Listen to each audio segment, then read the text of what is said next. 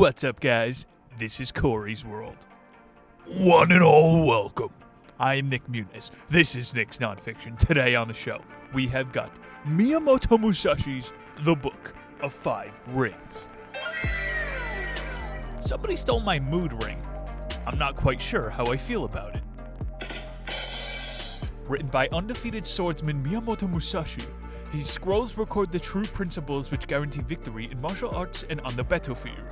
That's right, your boy found an ancient Japanese scroll that grants its readers samurai powers.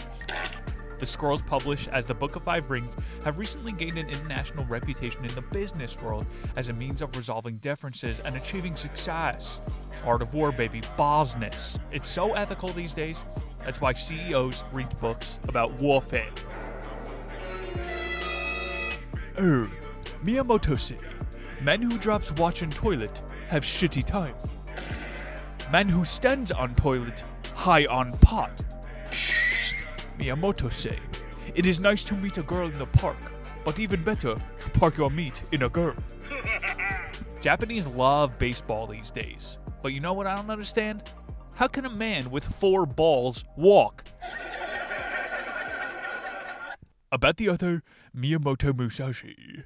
Miyamoto Musashi, born around 1584 into a samurai family in Harima province. His mother died soon after his birth, so he was raised by his stepmother and then a monk in the Shorin temple. He was taught Zen Buddhism, basic reading and writing.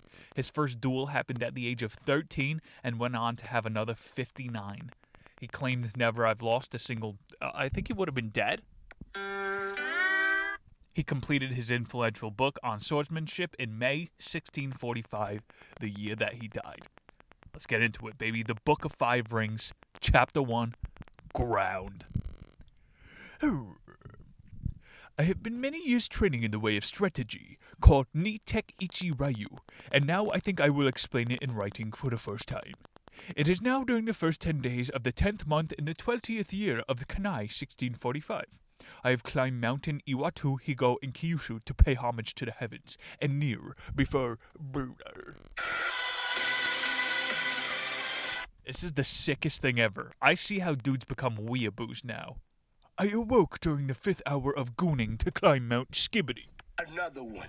My first duel was when I was 13. I struck down a strategist of the Shinto school. When I was 16, I struck down an able strategist, Tadashimi Ayakama. When I was 21, I went up to the capital and met all manner of strategists, never once failing to win in many contests. What kind of contests do they have in Japan? Most people packed into a train car? After that, I went from province to province dueling with strategists of various schools, and not once failed to win even though I had as many as 60 encounters. This was between the ages of 13 and 28. After that, I studied morning and evening searching for the principles. I came to realize the strategy of war when I was 50.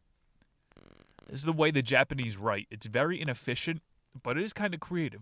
After that.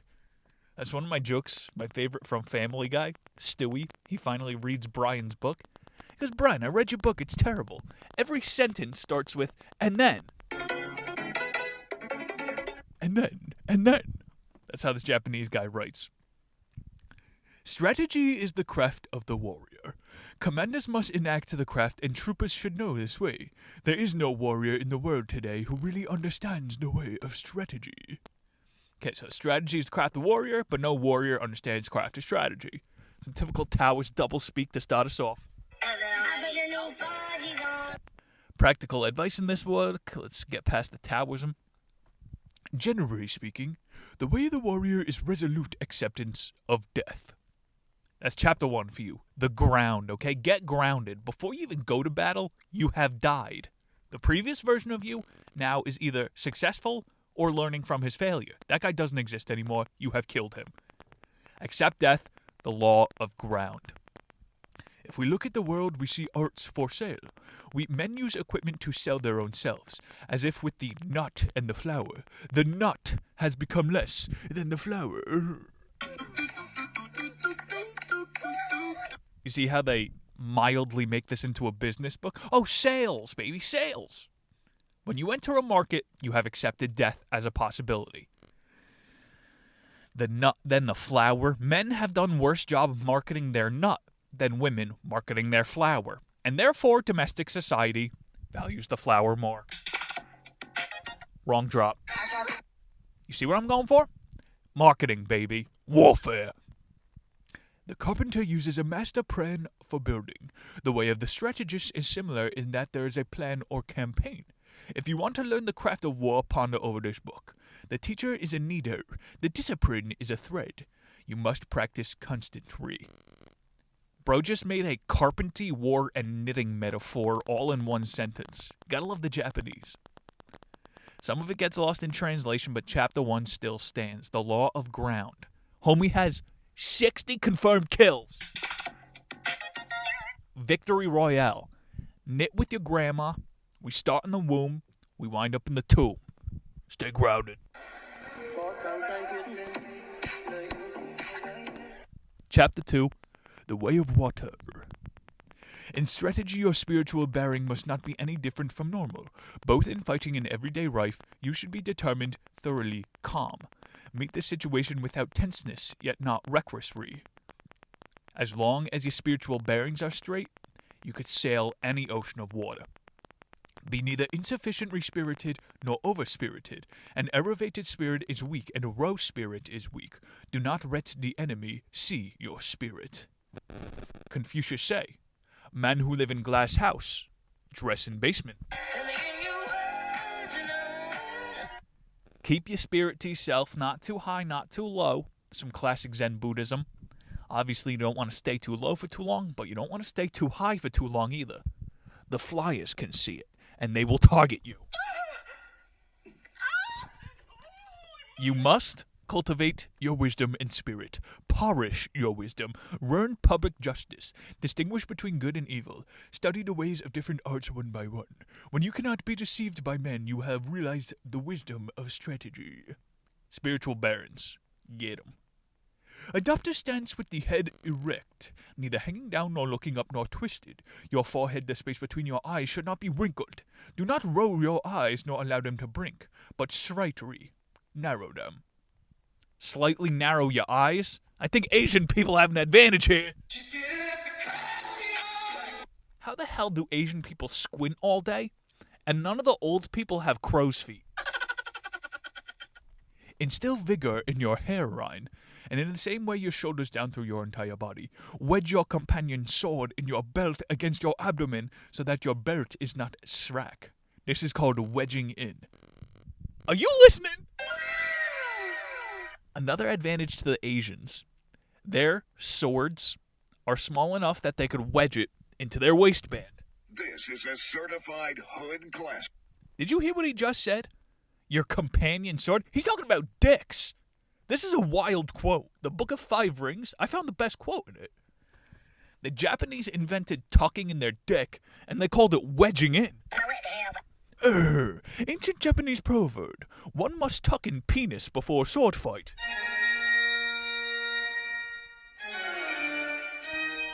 When you take up a sword, you must feel intent on cutting the enemy. As you cut an enemy, you must not change your grip, and your hands must not cower. If you try to wield the wrong sword, you will mistake the way. To wield the long sword, you must be well and wield it calmly. This book was only 50 pages, but he starts to get real specific about blade techniques. But in general, it is important in strategy to know the enemy's sword and not be distracted by insignificant movements of the sword. Chapter 2, Way of Water. Tuck in your penis and be fluid. Gender fluid. This is a certified hood classic. Chapter 3, Fire. The most masculine elemental, enough penis tucking. In my strategy, the training for killing enemies is by the way of many contests, fighting for survival, discovering the meaning of life and death, learning the way of the sword, judging the strength of attacks, and understanding the way of the edge. Oh, let's go, baby. You know I love when these books talk about edging. My way of strategy is the true method to win fighting for your life against a man or 10 men. There's nothing wrong with this principle. One can beat 10, so 1,000 men can beat 10,000. Picturing 10,000 Japanese guys beating each other off. The best way to beat the odds is environment. Examine your environment. Stand in the sun. Take it up as the attitude of the sun behind you. If the situation does not allow this, you must try to keep the sun on your right side. In buildings, you must stand with the entrance behind you. Best way to fight, back against the wall. Bro, if the Twitter new algorithm has showed us anything, you should not fight random people on the street. You never know whose back is against the wall. You never know who has nothing to lose. Chase the enemy towards awkward places. When the enemy gets into an inconvenient position, do not let him rook around. This is called Kenso Sin, to set him up. Want to start a fire? You gotta set up the kindling, position the enemy. Don't forget what he said before. Fight with your back against the wall, accept death. Grounded! Another method is to forestall him as he attacks. This is called Tainosen. The final method is when you and the enemy attack together, called Tainosen, to accompany each other. When the enemy makes a quick attack, you must attack strongly and calmly. These things cannot be clearly explained in words. So why'd you write a fucking book about it? To hold down a pillow means to not allow the enemy's head to rise. Crossing at a fords means, for example, crossing the sea at a strait, or crossing over 100 miles. Us Americans, we know ford, baby. If you attain the spirit it applies to everyday life, you must always think of crossing at a ford. Damn straight, my Ford F-150. Here, kitty. You can has cheeseburger. To know collapse, everything can collapse. Houses, bodies, enemies collapse when their rhythm becomes deranged. In single combat, the enemy sometimes loses timing and collapses. If you let this opportunity pass, he may recover and not until be negligent. If you fix your eye on the enemy's collapse and chase him, attacking him so that you do not let him recover, you must overcome defeat. Oh, and you know Japanese love defeat.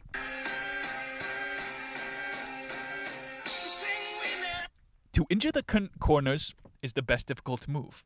Injure the corners. In large-scale strategy, it is beneficial to strike at the corners of the enemy's force. If the corners are overthrown, the spirit of the whole body will become overthrown. The century of American humiliation. Strike the masons at the cornerstone. Miyamoto say, man with hands in pocket feels cocky all day. Chapter 4, Wind. Final chapter. In strategy, you must know the ways of other schools, so I've written about various other traditions and strategies in the Wind book. Some other schools have a linking for extra long swords. From the point of view of my strategy, these must be seen as weak schools. This is because they do not appreciate the principle of cutting the enemy by any means. They prefer of the extra long sword, and relying on the virtue of its length, they think to defeat the enemy from a distance. Long swords aren't the meta, okay? Min-maxing only works in video games. In real life, the only thing that wins is balance. Words from the wisdom tree. If you're all muscle, someone fast is going to stick you in the jugular. If you're all speed, you're easily thrown around. When you balance your speed and strength, you have what is called power. It is difficult for these people to cut the enemy when at close quarters because of the length of the long sword. The path blade is too long and over-encumbered. I don't know, it sounds like an Asian cope. I got a long broadsword for the win.